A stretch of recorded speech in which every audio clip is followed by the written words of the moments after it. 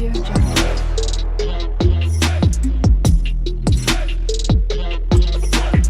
Audio Jungle.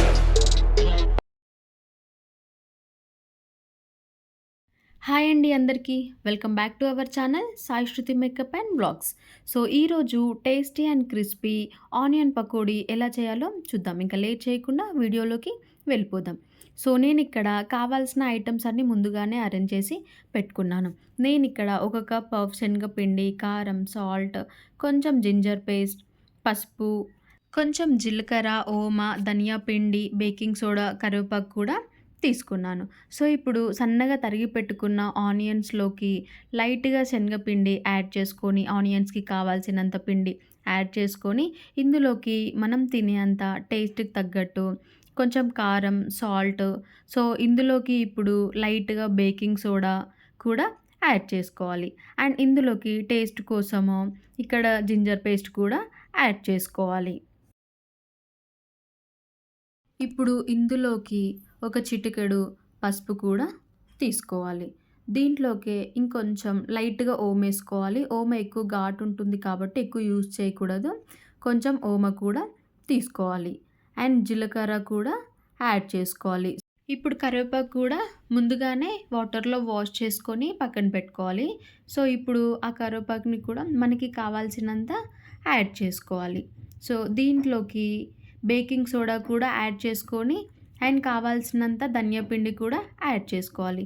So ధనియా పిండి కూడా ఎక్కువ యాడ్ చేయకూడదు. లైట్‌గా యాడ్ చేసుకోవాలి. బేకింగ్ సోడా కూడా ఎక్కువ ఎయకూడదు. అండ్ దట్ టూ ఆప్షనల్ మాత్రమే అది. ఇంట్లో మనము పిల్లలకి ఫీడ్ చేయాలి అని అన్నప్పుడు బేకింగ్ సోడా యాడ్ చేయకూడదు.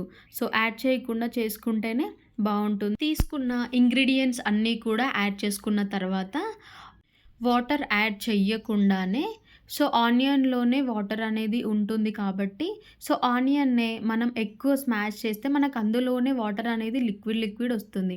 సో మనం తీసుకున్న ఇంగ్రీడియెంట్స్ అన్నీ కూడాను అండ్ తీసుకున్న శనగపిండి కూడా ఆ వాటర్‌తోనే మనము మిక్స్ చేసుకోవాలి. సో ఎలాంటి వాటర్ అయితే యూజ్ చేయకూడదు.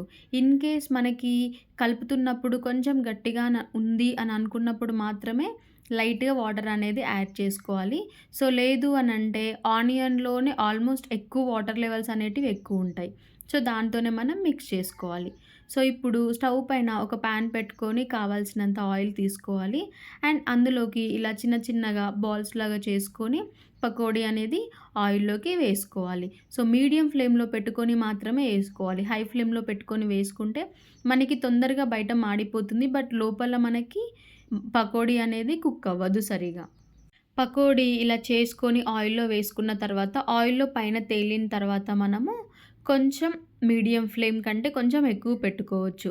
సో, ఇలా అన్నీ కూడా ఆయిల్‌లో డీప్ ఫ్రై చేసుకోవాలి. కలర్ చేంజ్ అయ్యేంత వరకి మనము ఆయిల్‌లో ఫ్రై అనేది చేసుకోవాలి.